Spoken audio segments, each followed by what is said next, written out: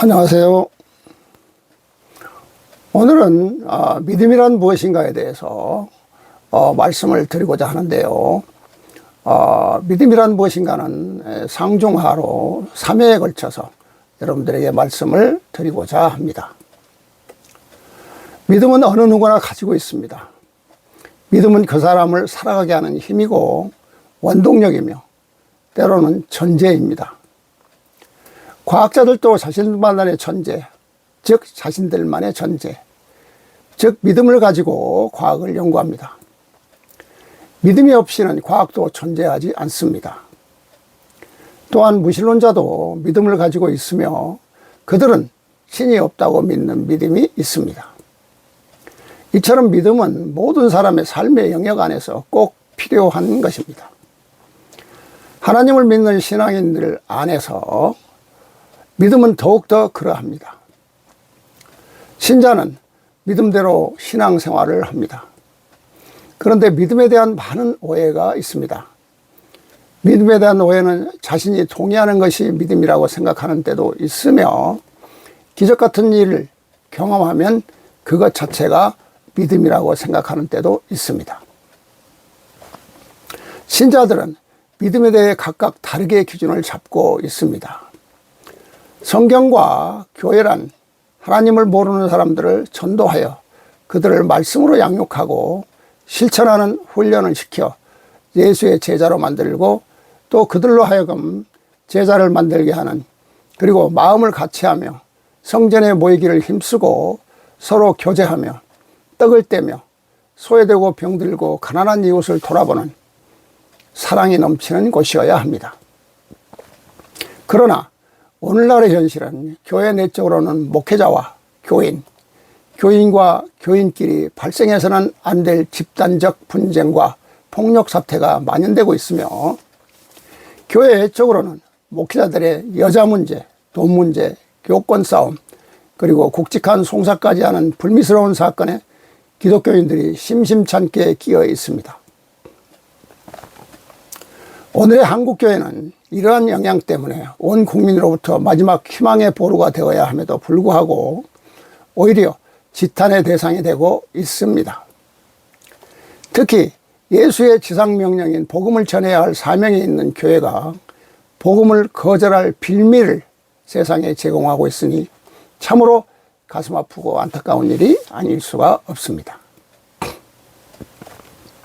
이것은 오랫동안 윤리적 도덕적 실천, 즉 행하면 관심이 없고 믿으면 무병장수, 물질 축복, 만사형통이라는 기복주의 신앙관으로 믿기만 하면 된다는 식으로 오용된 이신칭의 사상이 여기에 일조를 하고 있는 것입니다. 이와 같은 잘못된 믿음의 원인은 무엇인지, 그리고 진정으로 믿는 것이 어떤 믿음인지 새로운 성경에서 말하는 믿음과 기존 성경에서 말하는 믿음에 대해서 비교하여 말씀드리고자 합니다. 구약에서의 믿음을 말씀드리겠습니다. 구약에서의 믿음의 의미는, 믿음이란 하나님이 다스림에 대한 인간의 자발적인 승복이요 자유로운 호응이며 성실한 분에 대한 전폭적인 신뢰를 나타냅니다. 구약의 믿음은 첫째로 유일한 분이신 야훼 하나님의 흠숭, 하나님의 뜻과 영혼의 완전한 일치를 흠숭이라고 합니다. 하나님을 흠숭하고, 둘째로 하나님과 인간과의 계약에 성실한 신뢰를 갖는 것이며, 셋째로 하나님의 자비와 도우심에 대한 믿음과 희망을 품는 것이고, 넷째 하나님의 사랑해서 위안을 찾음으로써 야훼 하나님과 인간과의 결속을 이루고, 다섯 번째로 하나님의 말씀엔 아멘으로 응답하는 것이라고 합니다. 이처럼 구약에 있어서 믿음은 하나님께 대한 인간의 자세라고 정의될 수 있습니다. 구약 시대에는 야훼 하나님에 대한 문제는 어려운 것이 아니었습니다. 그 시대의 백성들은 하나님의 존재를 부인하려 들지 않았으며 하나님은 항상 생활하고 다스리는 분임을 모든 사람들은 이미 알고 있었으며 이러한 사실을 모두가 믿고 있었습니다. 구약에 있어서의 믿음은 하나님의 존재 여부를 의심하는 것이 아니라 생활하시고 항상 계시는 하나님 앞에서 어떤 자세를 갖추어야 할 것인지가 문제였습니다. 이러한 사람들의 생각이 구약의 진술들을 1차적으로 믿음에 대하여 말하기보다는 하나님에 대해서 말하게 하였으며, 오히려 인간의 믿음에 대해서는 크게 논하지 않게 하였습니다. 성서는 먼저 인간에 대해 말하기보다는 하나님에 대해서 말하고 있으며, 구약 성서의 맥락에서는 믿음이란 항상 하나님의 행위에 대한 인간의 응답 행위로 나타나고 있습니다. 이러한 응답 행위는 하나님과 이스라엘 민족과의 특수한 관계를 형성하게 하였으며, 대부분이 이러한 관계 하에서만 믿음이라는 말이 사용되고 있습니다. 이러한 측면에서 볼 때 구약 성서에는 믿는다는 개념을 나타내는 확정된 전문 용어는 없다고 볼 수 있을 것입니다. 그러나 현실적으로는 구약 성서의 그리스 번역판에 믿음, 즉 헬라어로 피스티스라고 그러죠. 믿음으로 번역되고 있는 피스티스의 일련의 개념들이 나타나고 있는데, 이 중에서 특히 아만이라는 히브리어입니다. 구약 성서에 나오는 이제 믿음에 대해서 아만이라고 얘기하는데, 아만이라는 단어가 믿음을 나타내는 가장 대표적인 것으로 인정되고 있습니다. 본래 아만의 뜻은 한 실제가 확고하고 확실하며 약속하는 말을 충실히 지킨다는 것을 말하는 개념이 되겠습니다. 70인역과 신약 성서는 피스투인, 헬라어로 피스투인이라고 하는데, 이 피스투인을 대부분 아만의 번역으로, 즉 믿음의 번역으로 사용하였습니다. 그렇기 때문에 이 아만을 중심으로 구약에서의 믿음의 의미를 살펴보기로 하겠습니다. 아만은 참되다, 의지할 만하다, 신실하다는 뜻으로 사랑과 하나님께 모두 사용되고 있습니다. 이처럼 아만은 하나님의 말씀, 특히 또 사람들의 말에 특별한 강조점을 두고 있습니다. 그러나 이 단어는 용례에 있어서는 그 범위가 보다 더 넓게 나타나고 있으며, 확고한 믿을 수 있는 안전한이라는 의미를 지니기도 합니다. 또한 이 단어는 항구성, 황폐시키는 효력, 사실들과의 일치, 구체성이라는 의미를 지니기도 합니다.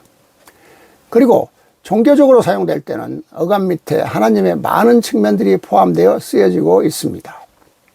그렇기 때문에 하나님과 이스라엘의 독특한 관계를 나타내는 가장 적합한 표현으로 자주 사용되어졌던 것입니다.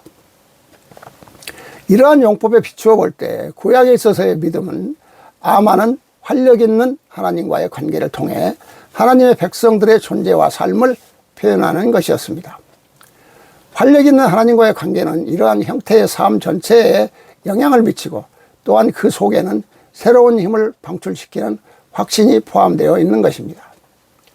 이것은 믿음이 모든 사람들에 대한 신뢰와 말씀, 하나님과 그의 말씀을 포함한 그에 대한 믿음을 포함하고 있다는 것을 의미합니다. 그렇기 때문에 하나님께서 주신 계명들은 믿음의 대상이 될 수 있는 것이며, 하나님을 믿는다는 것은 하나님을 신뢰하고 소망하며 그분을 두려워하면서 순종의 일치를 이루고 있는 분으로 인정하는 것을 의미합니다. 이러한 믿음은 하나님께서 보여주신 과거의 행위에 그 근거를 두고 있습니다. 그러므로 구약에서의 믿음은 하나님과 이스라엘의 독특한 관계를 나타내는 말로, 하나님과 그분의 말씀, 그분의 계명에 대한 확신과 신뢰, 성실성, 의지 등을 나타내는 말인 것입니다.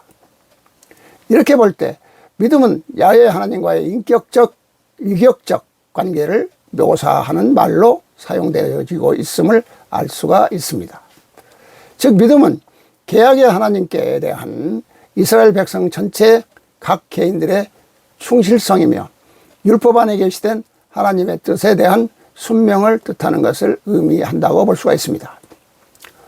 구약에 있어서의 믿음은 하나님의 존재 여부를 의심하는 것이 아니라 생활하시고 항상 계시는 하나님 앞에서 어떤 자세를 갖추어야 할 것인지가 문제였습니다. 하나님을 믿는다는 것은 하나님을 신뢰하고 소망하며 그분을 두려워하면서 순종의 일치를 이루고 있는 분으로 인정하는 것을 의미한다는 것에 대해 새로운 성경은 새로운 성경 294번째, 294번째 말씀을 보면은요, 믿음의 근본은 공기라는 산소가 존재하듯이 여호와가 있음을 확실히 믿는 것이라고 말씀을 하고 있는데요. 2절부터 보면은요, 너희들이 성서를 공부하며 하늘에 오르고자 하는 마음이 애절해도 믿음의 가장 근본은 너희들이 나 여호와의 존재함을 의심하지 아니함이니라. 내가 존재함을 의심하며 때로는 부정하며 확고한 믿음이 없이 불안한 마음으로 나의 존재함을 의심쩍어 하는 마음을 갖는 것이 너희들이 나로부터 은혜를 받을 수 없는 가장 중요한 이유이니라. 하늘의 나 여호와가 내가 있음을 확실히 믿는 자만이 나에게 구원을 받는 길을 따라 하늘에 오를 수 있는 기초가 되니, 이 마음을 가진 자는 오랜 세월 성서를 공부한 자나 오늘에 공부한 자나 어떠한 굳건한 믿음을 갖느냐에 따라서 은혜와 기적을 얻음이 다름이니라. 선지자야, 내가 너에게 이르노니 너는 나 여호와가 존재함을 어떠한 상황에서도 의심치 말며 나를 경계하는 마음이 흔들림이 있어서는 아니다나니 너 자신이 굳게 믿으라.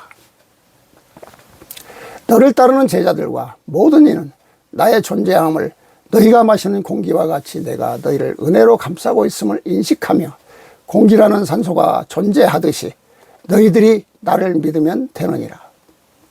믿는 자만이 구원을 받을 수 있으며 내가 존재함을 믿는 자만이 내 옆에 오를 수 있으니 우선 믿음이 기초임을 많은 제자에게 가르치며 너 또한 물이 높은 곳에서 낮은 곳으로 흐르는 이 변할 수 없는 사실과 같이 내가 존재함을 굳게 믿으며 나의 율법 안에서 충만된 마음으로 생활하며 살아가도록 하라.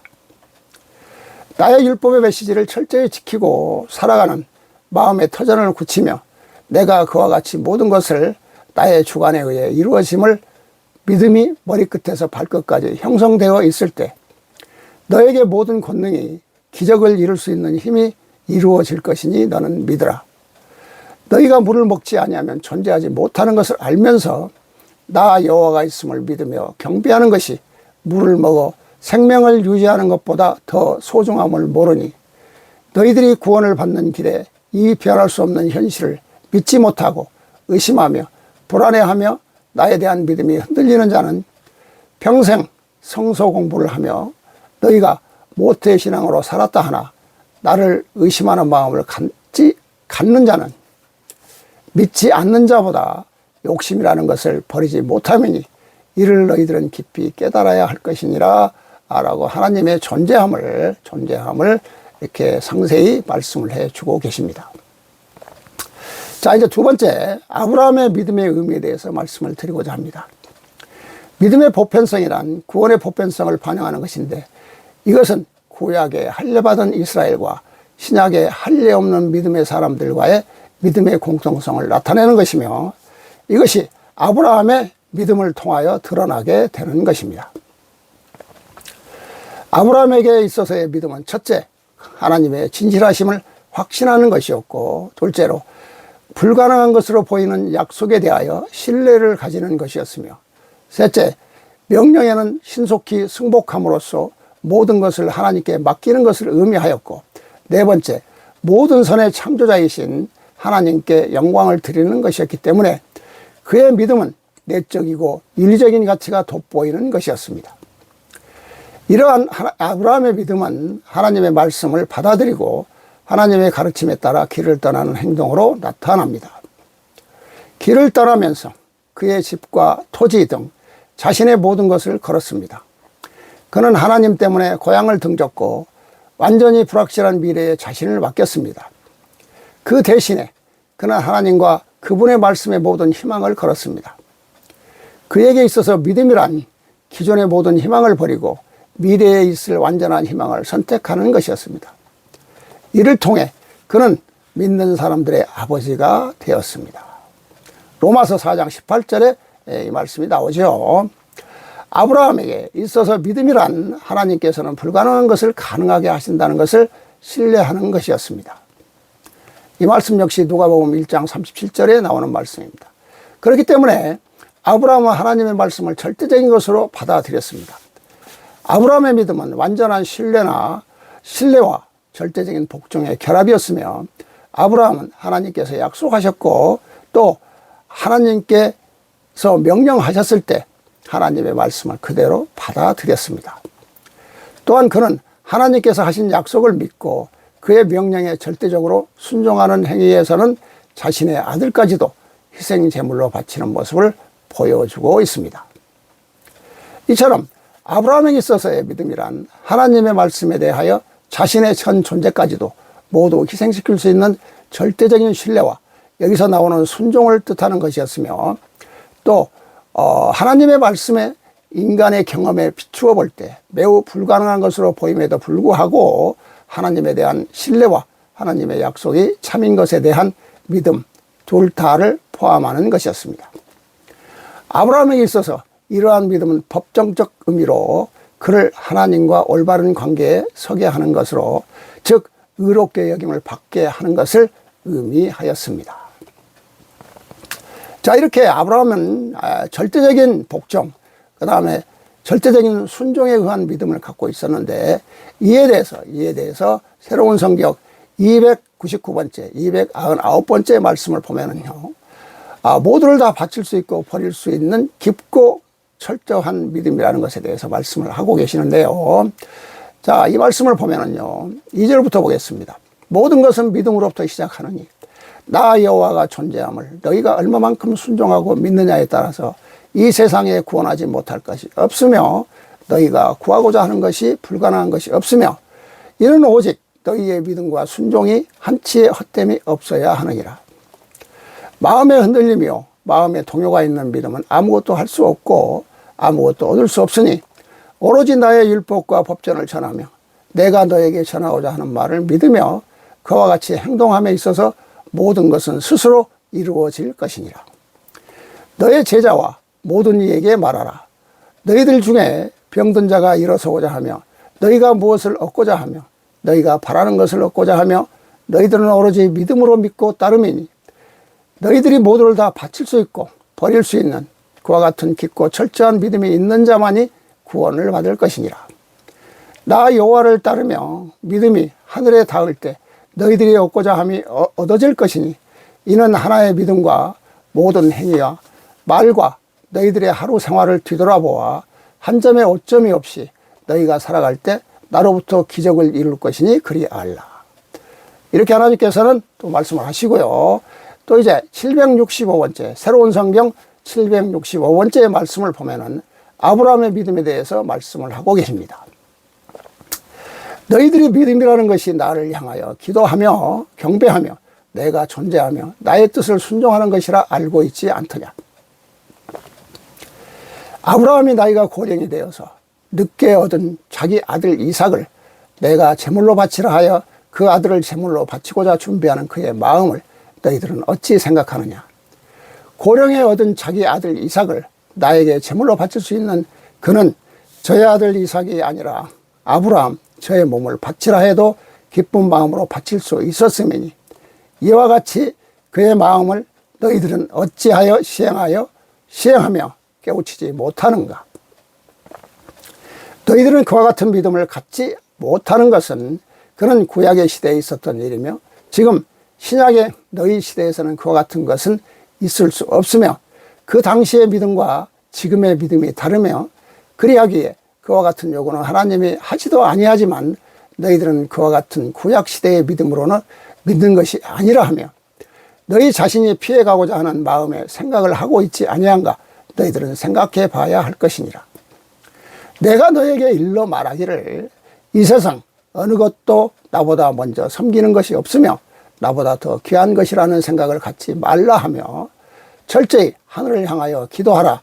내가 너희들에게 지시하는 그 뜻을 너희들이 일컬어 말하기를 나 여호와가 욕심이 있으며 나 여호와는 절대적인 자기 이주이며 욕심이요 과욕을 가지고 있는 하나님이라 말하나니 내가 너에게 이르는 것은 내 욕심이 아니라 너희들이 그와 같은 길을 가야만 너희들이 사탄이 침투하지 못한다 하는 가르침이라 내가 너에게 일렀듯이 하나밖에 없는 고령에서 얻은 자식을 바칠 수 있는 아브라함의 내용을 알며 너희들이 그를 깊이 깨우쳐 알면서 그와 같이 실행하는 자 어디 있다 생각하는가.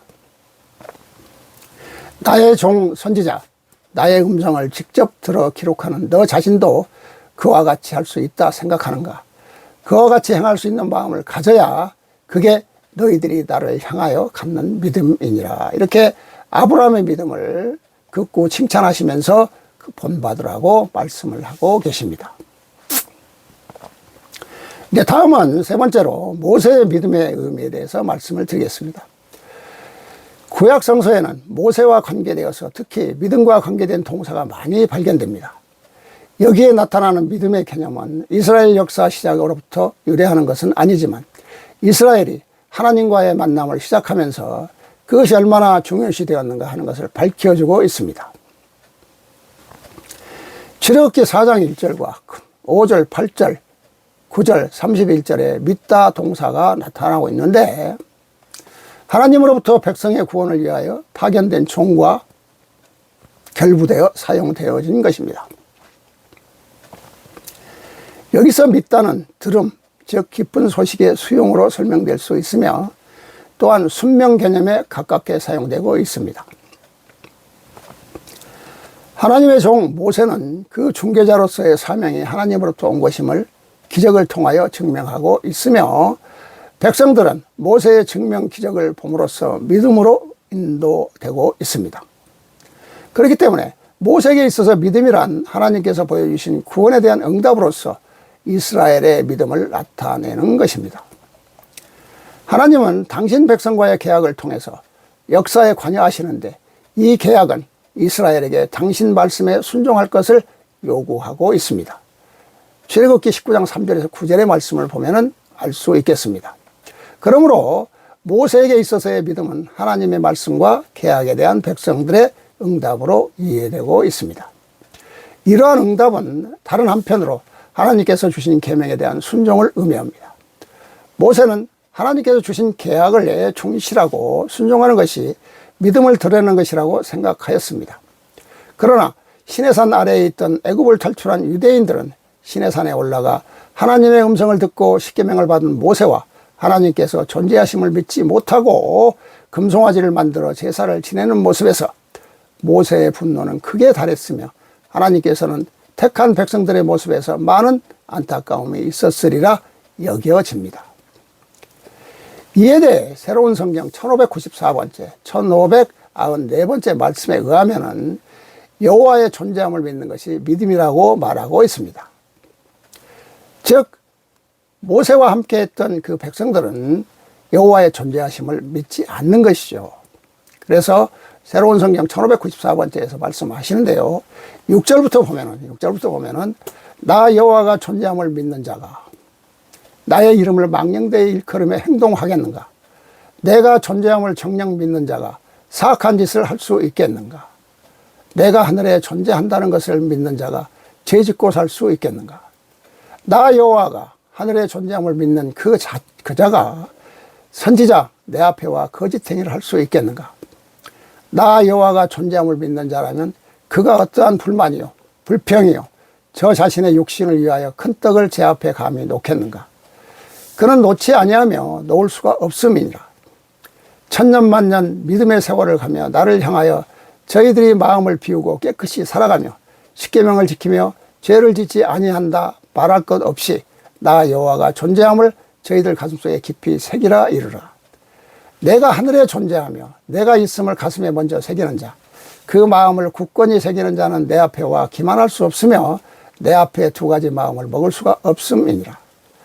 나 여호와가 존재함을 믿도록 그것부터 먼저 교육시키며 그를 가슴에 그들이 깊이 심어야 될 것이며 나의 법전이 나의 성령으로서 내가 나의 피조물 만백성을 구하기 위하여 마지막 세상에 내보내는 것이며 이것이 나의 뜻이라는 것을 먼저 또한 가슴에 새겨야 될 것이니 그게 너희들이 두 번째 지켜야 할 행위이니라. 이 두 가지를 너희들이 지킨다면 나의 계명이 아무것도 아니며 율법이 아무것도 아니며 너희들이 죄짓지 아니하고 살 수 있는 것이 아무것도 아닌 것이다. 이를 너희들이 가슴속에 깊이 심지 아니하면 너희들은 바람에 흔들리는 것처럼 너희 마음이 잡히지 아니하며 너희들이 변할 수 있으며 너희들은 떠날 수 있음이니라. 이렇게 하나님께서는 하나님의 존재함을 믿는 것이 믿음이라고 말씀을 강조하고 계시는 것입니다. 예언자들에게 있어서의 믿음의 의미, 세 번째 말씀이죠. 예언자들에게 있어서의 믿음은 제일 먼저 하나님께 대한 이스라엘의 믿음으로 등장합니다. 이러한 믿음은 우상 숭배에서 벗어나 참 하나님께로 회개하고 돌아오는 믿음을 말하는 것이었습니다. 이를 위해 옛날에 이스라엘 조상들이 모세를 믿었듯이 예언자들을 믿어야 하는 것으로 나타났습니다. 예언자들은 아브라함과 모세를 본받아 야훼에 대한 믿음, 자기네들의 소명과 사명에 대한 믿음을 생활 규범으로 삼았습니다. 히브리서 11장 33절에 40절의 말씀이 되겠습니다. 그들의 믿음은 주로 확고부동했습니다. 이따금 그들은 믿으면 너무 무리한 야훼의 요구나 표면상 하나님의 부재하심과 또한 결정적 확신에 이르기 전의 그 시련 속에서 주저했던 믿음으로 드러나기도 합니다.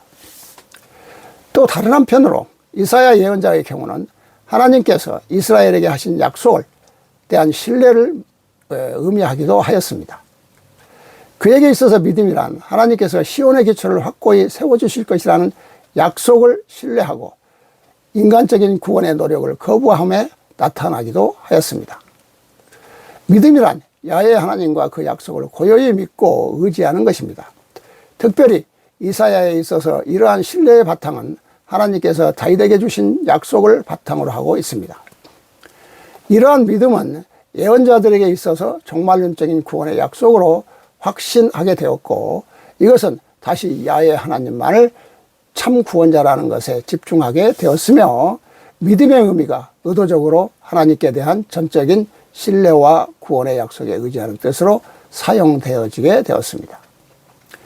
예언자들은 아브라함과 모세를 본받아 야훼에 대한 믿음, 자기네들의 소명과 사명에 대한 믿음을 생활 규범으로 삼았다고 하는데, 새로운 성경에서는 765번째 말씀을 보면은 어찌 행하는 것이 진정한 믿음이라는 것을 알면서 시행하는 자가 없다고 말하고 있습니다. 그러니까 하나님께서 원하는 진정한 믿음을 알고 있으면서 그걸 시행하는 자가 없다고 하나님께서는 안타까운 말씀을 새로운 성경 765번째에서 말씀하고 계시는데요. 자, 19절부터 보면 나 여호와가 그에게 그와 같은 명령을 내렸으나 아브라함이 이삭을 바쳐 제사 지내고자 할 때 그를 멈추게 하여 대신 양으로 하여금 제사를 지낼 수 있도록 제물을 만들어 주었듯이 너희들에게 내가 명하였으나 그와 같은 험한 일을 시키지 않을 것으로 생각하는 마음을 갖지 않고 이런 진정 시행해야 할 것이라는 생각하에 너희들이 모두를 다 버리고 나를 따를 수 있는 마음이 과연 얼마나 있는가? 그와 같은 나의 피조물들이 얼마나 있느냐? 너희들은 성서에서 어떠한 믿음은 누가 어떻게 시행하여 어찌 믿음의 길을 가야 하며 어찌 믿음을 행하는 것이 진정한 믿음이라는 것을 알면서 너희들은 그리 시행하는 자가 없느니라. 그러니 그 성서가 그와 같은 시행의 본보기로 가르치는 것이 무엇이 필요하며 아무리 너희들 귀에 설교하든 무엇을 하느냐? 너희들이 실천을 못하는 것을 하나도 실천을 하지 못하는 자가 10년, 50년, 평생을 성전에 다니며 설교라는 것을 들으며 그 성서의 위대함이며 전지전능하신 하나님 나의 말씀이라 하여 너희들이 가슴에 안고 다니나 하나도 실천하지 못하면 제사에는 관심이 없고 제법에만 관심이 있다는 그와 같은 자들의 형국이니라. 불공을 드리는 곳에는 마음이 없으며 불공을 차리는 그 제법에만 관심이 있는 형국이니 성서를 가지고 다니며 그 내용을 실천하지 아니하는 자는 100년이 아니라 1000년을 가지고 다녀도 그는 제법에만 관심이 있는 자와 같으니 그가 무슨 구원을 받으며 그의 소원이 뜻이 이루어지겠는가? 그는 나의 백성도 아니며 나의 피조물도 아니고 나와 아무런 관계도 없는 자와 같으니라. 내가 나의 피조물들을 나의 백성이 아니라 말하면 위장된 생활 속에서 위장된 생활을 하느니 그를 모르고 착하게 살아가는 자만 못하다는 것이니 알면서 실천하지 아니하는 자는 곧 사탄의 제왕이 되어 있느니라. 완전히 사탄의 제왕이 사람이 되어 있음이니 그를 구원받을 수 없음이라 말하는 것이니라. 이 말씀은 여호와의 말씀대로 행하는 자가 없다는 말씀으로 그래서 모두가 사탄의 제왕이 되었으며 사탄의 자녀가 되었다는 말씀을 하고 계십니다. 자, 지금까지의 말씀을, 결론의 말씀을 드리겠습니다. 믿음의 성경적 의미는 하나님의 부르심에 대한 반응으로서 복음 진리에 대한 확신과 예수 안에서 하나님에 대한 전적인 신뢰, 그리고 예수의 가르침의 은총을 받아들이겠다는 약속으로 정의될 수가 있습니다. 성경에서의 믿음은 특별히 하나님과 예수에 대한 신뢰를 말합니다. 하나님은 인간과 언약, 계약 관계를 맺으시고 인간이 신뢰할 것을 요구하셨습니다. 구약에 있어서의 믿음의 전형은 믿음의 조상인 아브라함. 아브라함은 하나님의 약속을 믿고 그 명령에 복종을 했습니다. 아브라함은 하나님의 말씀과 약속에 전 존재를 걸고서 신뢰했으며 반면에 하나님을 절적으로 신뢰하지 않는 이스라엘은 죄 가운데 빠졌습니다. 성경에 나타난 이스라엘의 역사는 배신의 역사입니다. 그러나 하나님은 선지자를 통하여 이들이 돌아오도록 회개와 믿음을 권고하셨습니다. 이스라엘 역사를 단편적으로 말씀을 드린다면 죄짓고 회개하고 용서받고 죄짓고 회개하고 용서받고 그렇게 반복되는 삶을 이스라엘 민족들은 살아왔던 것입니다.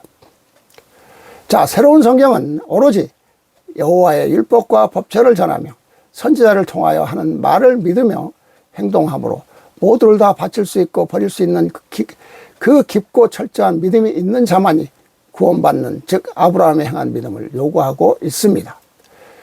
여호와를 따르며 믿음이 하늘에 닿을 때 자신들이 얻고자 하는 것을 얻어질 것이며, 이는 하나의 믿음과 모든 행위와 말과 하루 생활을 되돌아보아 한 점의 부끄러움이 없이 살아갈 때 여호와로부터 기적을 이룰 것입니다. 그리고 성서에서 말하는 어떠한 믿음은 누가 어떻게 시행하여 어찌 믿음의 길을 가야 하며 어찌 믿음을 행하는 것이 진정한 믿음이라는 것을 알면서 그리 시행하는 자가 없었다고 안타까워하십니다. 여호와의 뜻을 하나도 실천하지 못하는 자가 10년, 50년 평생을 교회 다니며 설교를 들으며 성서의 위대함이며 전지전능하신 하나님 말씀이라 하여 가슴에 안고 다니나 하나도 실천하지 못하면 제사에는 관심이 없고 제밥에만 관심이 있다는 것이니 무슨 구원을 받으며 소원의 뜻이 이루어질 수 있겠는가 라고 하나님께서는 또 묻고 계십니다. 이러한 자는 여호와의 백성도 아니며 피조물도 아니고 여호와의 아무런 관계도 없는 자입니다. 욥과 아브라함의 마음 자세를 갖지 못하는 것은 여호와를 믿지 못하며 새로운 성경을 믿지 못하며 선지자를 믿지 못하매니 믿지 못하는 자가 여호와의 성전에 와서 백날 앉아 강론을 들어도 마음의 의욕의 뿌리를 제거할 수 없으며 지울 수 없으며 정령 하나가 될 수 없는 자들이니 그들은 위장된 생활 속에서 위장된 생활을 하느니 그를 모르고 착하게 살아가는 자만 못하다는 것입니다. 알면서 실천하지 아니하는 자는 곧 사탄의 제왕이 되어 있다고 새로운 성경은 말하고 있습니다. 자, 오늘의 말씀은 여기까지로 하고요. 지금까지 함께 해주셔서 감사합니다.